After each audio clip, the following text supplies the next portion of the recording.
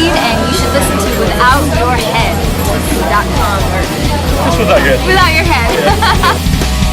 The station of decapitation. This is Nasty Neil at the Station of Decapitation Without Your Head, and we're at Buffalo Dreams Fantastic Film Festival. I always have to read it because it's very long. And I'm here with Mick O'Keefe of Will O The Wisp. It's very cool to talk to you. Thank you. Now, I have to be up front because I watched the movie only one time. Okay.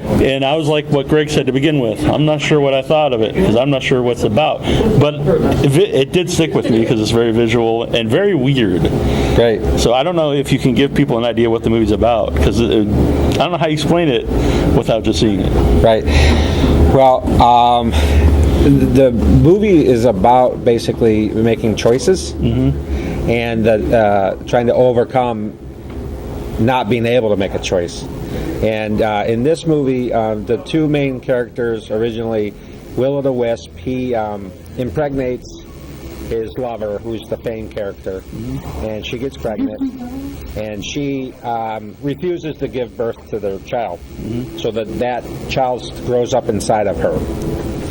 And in the meantime, when a male wisp conceives a child, he turns into basically all hair, maybe a little bit of skin, and there's like this reciprocal obligation where the mother wisp will bring back to life the father wisp, as kind of like I'm going to help you and then you're going to help me. So when the father wisp comes back to life, and it takes about 9 months, which is the same time that it takes to gestate the baby,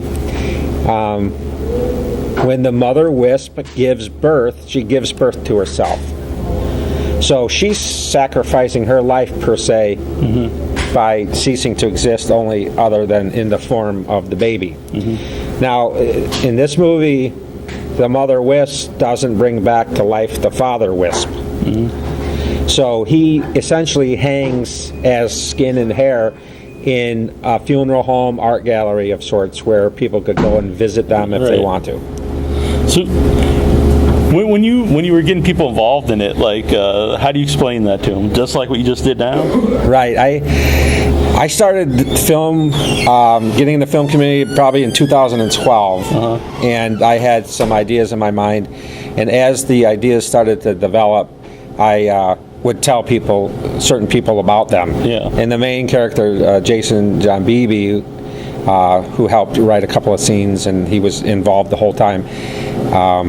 It probably took 2 years of explaining the story to him before he really kind of started getting on board with it. And actually, I think over that 2 years, the story evolved. And so in my mind, there's a huge backstory, and I found that actually to be very difficult because I wanted to show it all. I really wanted to explain everything, but I found out that I was not very good at dialogue.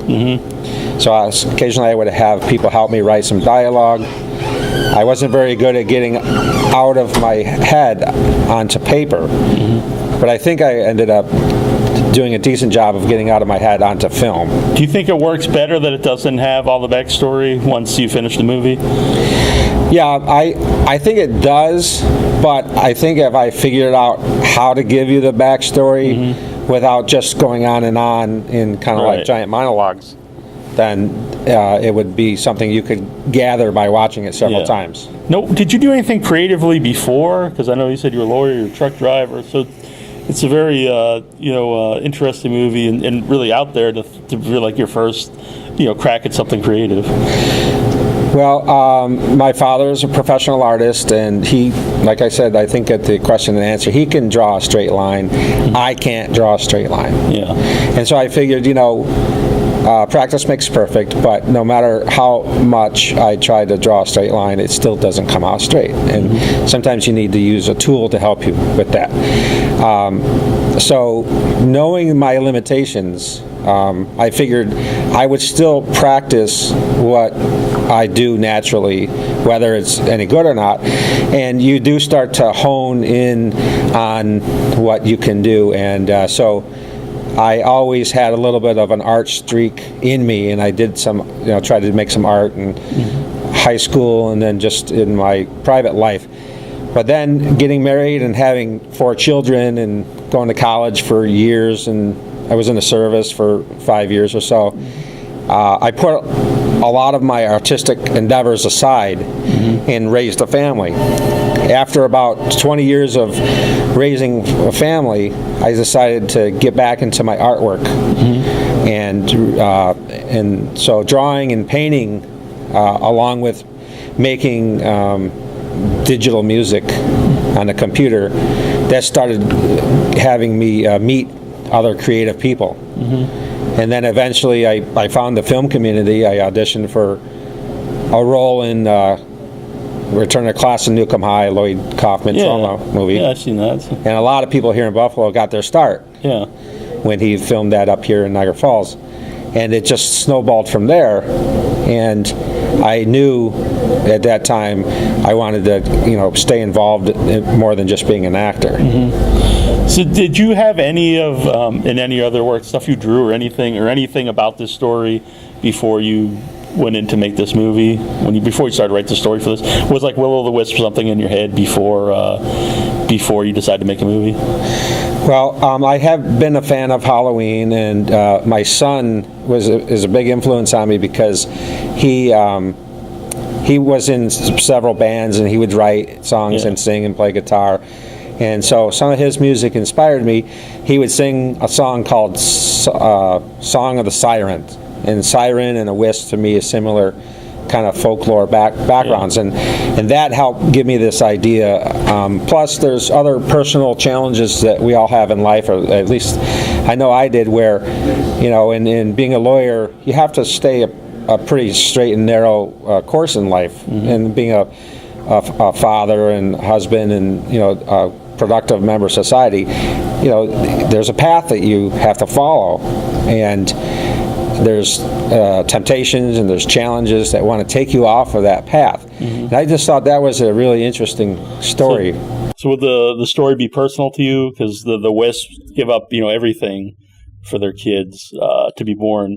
And would that be similar to you? Not necessarily give up everything, but, to sacrifice. Right. Yeah. In particularly mothers, I think, take on a huge burden to do that. And I view myself as a very involved father. I literally, went to every sports event, play, Boy Scouts, Girl Scouts. Tried to do everything I could to be hands-on. I was younger and had a lot of energy, and, you're really involved with them. And so I put aside some personal endeavors.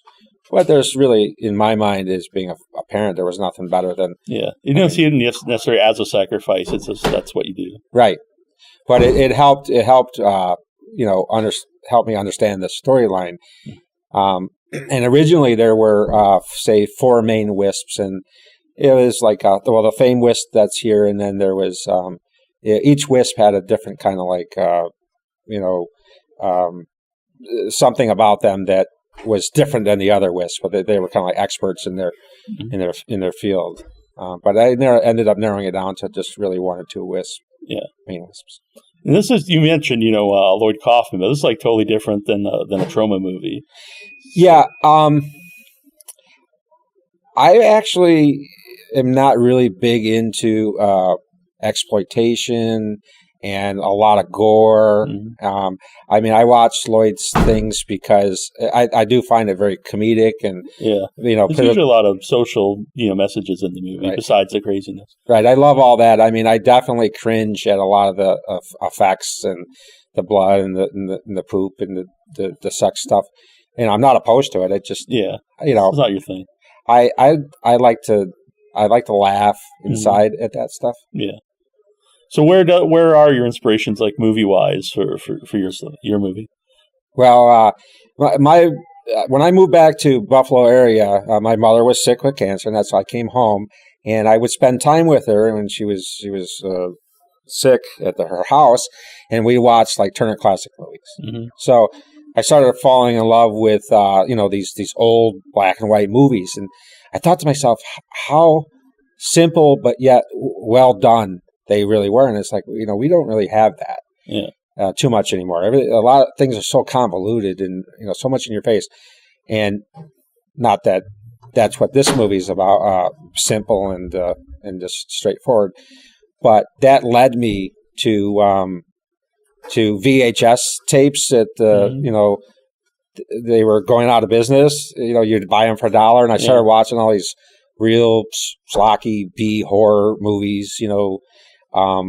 I just loved the heck out of those, and I have a rather large collection of those. And then that led me to DVDs, and then Netflix came, and I must have watched 2 Netflix movies through the mail every day for a year or 2. Yeah. I watched 500-600 movies, and Something Strange was like one of the categories, and there was a large catalog of just these really weird from the company movies. Something Strange. Yeah. And so it's like, what is this stuff? Astro Zombies, and just all this wonderfully horrible movies. Mm-hmm. So it's like I set out not to make a horrible movie, but to make a movie that reminded me of those movies, of those how things. Those made you feel, I guess. Yeah. Right, and it made me feel good. There's other movies out now. Crash Test Dummy, probably 10 years old, I think, from Australia, but there's just some scenes in those movies that you can't make that stuff up. It's like it's just serendipitous, or it just happens. And if you don't have the camera on, you can never see it. Mm-hmm. And I just live for those moments, and that's what I wanted to try to get. Mm-hmm. But after I started to become a little more educated on watching movies, you watch your auteurs and different things. I'm not really good with a lot of names, but it did lead me to Jodorowsky. Mm-hmm. He's made a handful of movies. Yeah, it's like, wow, these are like incredible. Mm-hmm. And you can't figure out, how does a guy, he's 85 years old or so, only make 10 movies in his whole life, and considered a genius. Genius. Yeah. And he never gets any money for production, hardly. Mm-hmm. He bombs out of Dune for whatever reasons. And at the same time, I'm watching, the height of movie with Jodorowsky, and then with the low of movies with Jesus Franco. 200 or 300 movies, some of the worst movies you ever saw. Yeah. It's weird, actually. There is a similarity between them. There's like a fine line between, is it just schlocky and bad, or is it like a genius movie? Because the Jodorowsky movies, some of them are, parts of them could be just like this weird schlocky movie, but yet there's, there's something more there. Right. But I would definitely start to learn and pick up on things like, wow, you know what? If I ever make a movie, I want to, homage or recreate in my own way something about that movie that I really loved. Yeah. In one of the Franco movies, it was just as simple as the way he set up the camera and following the person down the street, around the corner, through the window, into the door, and then sitting down at the table. Mm-hmm. And it was like, that was incredible to me that somehow he set that up, or the camera guy did, or whatever. It's like, I don't know how that happened, and I wanted to find out. Mm-hmm. So would you say your movie changed a lot from like your original idea? Then when you're actually filming it, do you film differently from what you went out to do? Like when you're actually filming it, do you find that the movie kind of becomes what it is while you're filming it? Well, I can tell you that when, in my case, a movie took 4 years to make. Yeah. So, in some senses, every time I was shooting a scene, it's like, who was I watching near that time? Mm-hmm. Would have some kind of impact on me. So the scenes may have a similar vein in them because I made them, I directed them, mm-hmm. and it was my vision. But at the same time, if I had gotten past Jess Franco and Jodorowsky, and now I was kind of moved on to Lynch, or and then most recently I've been watching these pink films from late 60s and early 70s, Japanese or Korean films. Yeah, you mentioned the cute. I definitely see a lot of Lynch in the movie. Really just a lot of the visuals and like things are reversed, and it just makes it seem like it's dreamlike and something's not quite right. And that was very similar to me for Lynch. Well, the interactiveness of making the scene, it's like, to me, standing on my feet and thinking on my feet is pretty much what I do every day. I got to have a foundation to that. Yeah. And so that's really what I liked. Of course, I storyboarded as much as I could on my phone. I would draw the pictures and I would send them out to the people involved in the scene. So there was a lot of preparation, but I wasn't afraid to go away from the planning and get into my mind if I had to. And that's usually where it would end up, because there was always some obstacle thrown your way. Somebody wouldn't show up at the scene. The main actor or actress wouldn't show up for the scene. It's like, well, I just spent all this time and energy getting everybody else here. Are we going to just call the scene off, or are we going to shoot the scene and deal with it later? And we would shoot it. Yeah. Since you storyboarded this stuff out, since there's not really a lot of dialogue, is that kind of what the script would be that you'd send the people? Well, I did. There is 60 pages of script with dialogue. But you know, when we would shoot the dialogue, it's just that when I went back and watched the footage with the dialogue, I hadn't quite figured out how to mesh the dialogue, the movement, you know, and the vision all together. Like, the dialogue that did make it was the dialogue that was pleasant to view in my mind. The dialogue that didn't stay in it was just kind of like just very static and still, and I hadn't been able to figure out how to make that work. So like the scene where people are riding on the horse. I mean, you know, that's nothing special in a sense, but I'm riding a horse, holding the camera and staring at the other person riding the horse, and there's some movement in that, and you know, we get to tell a story. Yeah. It's kind of a silly question, but in the middle there's like a battle. It's almost like a professional wrestling kind of fight. What was your thought behind that whole fight scene? Right. Well, I had developed the idea that after the Will O The Wisp character was being brought back to life, and in order to do that, one of the ways to do it was he had to go to this swamp and be put in this egg and inseminated by this, you know, bee-looking guy. Yeah. And the folklore made it so that other wisps that had been buried in that swamp are dead, and they're put into the swamp as kind of like a place to go to. They get to come back to life if they win the battle. And there was a little bit more to the backstory where when the people come out of the egg, if the one guy that's already buried in the ground looks at you, you turn a stone and he automatically wins. He gets to come back to life. He gets to exist again. Yeah. So in the beginning of that fight scene, it was blurry and they're kind of covering their eyes, because if they stared at each other, they'd turn to stone. And so once they that kind of wore off, then they got into the fight, and it was a battle for survival. It was like a second chance at life for the guy that was in the ground to come back to life. He ended up getting defeated, and then he was put back into the ground. He was pushed back into the dirt. Yeah. In the Q&A, you mentioned a couple times about you still had stuff you wanted to film, or you are filming. So is the movie completed, or are you going to add more to it? Well, I can tell you that what you saw was as close to a completion of the original version as possible. There was not an original intent to have any more than. So if you were to read the whole script, that's essentially the script. Right. Along the way, there was so many other scenes filmed that had never been edited, because I would tend to edit what scenes I thought were going to work the best to begin with, and skip over the ones that maybe weren't going to work. I wasn't as happy with. I did film a couple of scenes fairly recently, and I was very happy that the first scene in the movie was the last scene that I filmed. And that was influenced kind of by the Japanese stuff that I'm watching now. So that was never really part of the script. But because of timelines, I was able to get that in there and keep it under 60 minutes, because I cut out some of the, some of the. Did you always want it that length, under an hour? No, I always wanted it to be 80 or 90 minutes. Yeah.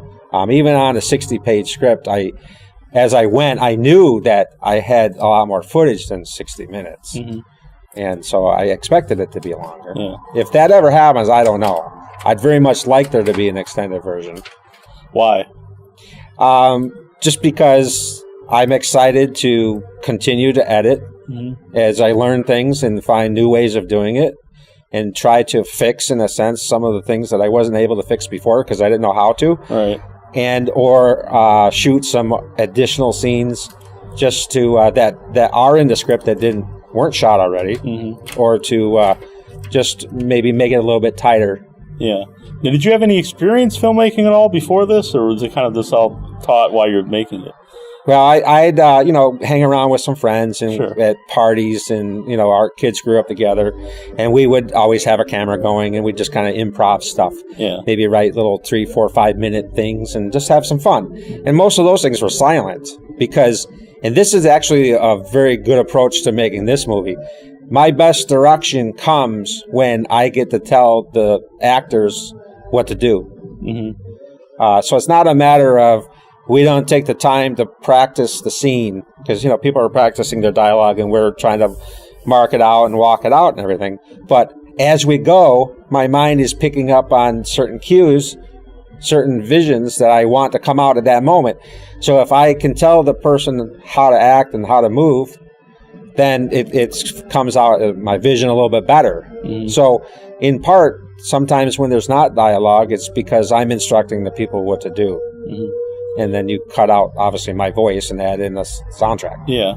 Now, you're also in Post-Apocalyptic Shark Commando, which is a much different movie, I think is pretty safe to say. So how did you get involved in it? Right. Well, when I played like 6 different extras or something on Return to Class in Newcomb High. Okay. I was there for like 17 days. And this is all while working full-time and balancing everything out. And I would bring my kids in and my friends. And I met Sam Qualiana, director of Post-Apocalyptic, Commando Shark, Snow Shark and things. And, Sam's a, quiet but gregarious guy and friendly. And, Battle Dogs, it was called something different at the time. And Greg was on that. And I, reached out to Sam. It's like, hey, how can I, do you know anybody that they're looking for extras on this? So Sam gave me a name. And I showed up, Battle Dogs, and then one thing led to another. And Sam lives, a couple towns over, and you just start to build a relationship. I think, when they see that you keep showing up and you're respectful and you play along and you're there late at night and in the rain and you're cleaning up blood and or you're doing whatever you have to, because you love it. And I think they can tell that. And so they keep having you back, whether they invite you or you ask to come. It's like they say yes. Especially in the low budget movies, people do it because we love it and we volunteer, and occasionally you make a little bit of money. So, and I was able to float in and out of a lot of different production companies around town. I've been on, a number of Greg's sets, Ken Constantino's set from his movies, Adam Steiger to. Just a lot of different sets. I ended up being on the Marshall movie for 25 days as a stand-in for Josh Gad. So Ken Constantino gave me a wonderful opportunity to be one of the leads, crazy scientist in Attack of the Killer Shrews. Okay. And he let me basically develop my own character, voice, and everything. Yeah. And I think Sam. He was in that movie, and he must have liked what he'd seen. Yeah. And he asked me to participate in Post-Apocalyptic Commando Shark. It's weird that because there's such a contrast between those movies and your movie, that like the same person is, even though you're not necessarily on the creative side of those, but the same person would be involved in both. Right. Well, again, I'm there to help. I'm there to learn. These guys have been doing it for a long time, and I can, assimilate and through osmosis, and I can take in all the things that I'm learning. Yeah. Did any of those guys help with your movie? Yeah, Sam Qualiana. I'd have him. I guess you call him a guest DP or guest camera guy. I knew that I wanted some help, and I knew that Sam knows what he's doing, and I couldn't do everything by myself. Direct, run the camera, try to look at the script, and. I was bringing all the food and all the props and doing the location and, just everything. So, arrange all that, which I'm not complaining. That's just the way it was. And it was okay. And there was plenty of people that helped, trust me. But So I would have, and I knew I was going to get, in a way, a bump up in the quality of the scene that was being shot. Yeah, it would be a little bit different than the way that I would shoot it, but I was okay with that because Sam was still taking direction from me, and I knew that he could interpret what I was talking to him about, and I didn't have to explain to him what he already knew. If anything, he could explain to me things that I didn't know. Right. And so he filmed the model scene in the beginning of the movie, which was beautiful as far as just the way that Sam had captured the images. So how many people have seen Will O The Wisp? I know it premiered here, but like have other people seen it, and what's the reaction been like? Because I imagine it's probably, it's not everyone's going to love it and not everyone's going to dislike it. It's right. Well, I think it's probably one or the other. No, last night was it already? Yeah. That was it. Those however many people were there, I don't know, 50 okay, people. So that was the first time you showed it anyway. Yeah, okay. Pretty much. I mean, I have some friends and family that would watch it along the way, and eventually I think they're kind of like, oh no, we don't want to come over because you're going to show us your new scene or whatever, But I would watch it over and over again because I want to make sure that it's done correctly. But no, this is the first time that really anybody outside of a very small group had seen it. What was that experience like? Your first movie, taking years to make it, and you're watching with an audience of people? Well, I can tell you that I stood up at the back of the theater because I was waiting for some of my relatives that needed some assistance to get into the theater. I was waiting for them to come in, and the movie started, and I was standing there with a giant smile on my face, and it was like, sure, I was wanting to look around and see what other people were doing. But at that moment, it was kind of like, you know what? I'm like really happy, and it's so amazing. It's like, wow, how did this actually happen? Yeah. Because during the 4 years, I wasn't happy with myself per se, because there's a high demand to finish a movie, to give a quality product. It's like, am I doing it for them? Am I doing it for myself? Or what am I doing it for? And I came to realize at some point that, I'm doing it for myself. And if other people want to go along for the ride, we're going to have a lot of fun and do it. So was it a positive experience making the movie, would you say? Yeah, it was a positive experience. It's just kind of like being in the service. It's like, in a way, when I was in the Army, you kind of want it out every day. Right. Yeah, you're a short timer. You count down the days to get out. But at the same time, you're overseas. You're eating. You're in a strange land. You're experiencing new things, seeing the sights. You make a lot of good friends, and you're actually having a good time along the way. And then when you get out, you like really miss it. So when I'm filming the movie, I got a bad back from the service. It was hell on me. It's like 8, 10, 12 hours. I'm try to be a people pleaser. I'm trying to make sure everybody else is happy. People sit around waiting for something, and it's like that was hard on me. Having to manage everything. Yeah. And make sure that everything is moving, and I didn't like disappointing other people. So the pressure was on. So kind of like in the moment, and maybe it wasn't so fun. But this might be a good way of summing it up. When I came to finally finish the first scene of the movie, which is the last scene I shot, it was like, you kind of wait till the last minute, you pile everything into your car. I literally didn't have to buy anything for that movie, for that scene, because I had accumulated 4 years worth of everything I ever needed. And that kind of summed it up to me. It's like, you know what? You got this. You have it all there in your wheelhouse. Yeah. So is this the first time you've been at Buffalo, the film festival? You've been here before?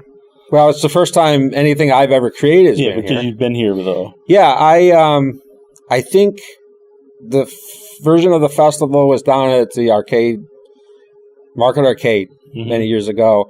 And I think I came to see a vampire movie, and then maybe the next year I went to see Snow Shark, and I don't think it was its premiere, but maybe a replaying of it. And then I started, so I didn't even really know Sam per se, and it's like, hey, how you doing? And then I just started coming every year, and now I'll plan months ahead of time to try to not schedule much of anything during the week. Yeah, that never works though. It always fills in. Like I couldn't get here tonight until 7 because I had work.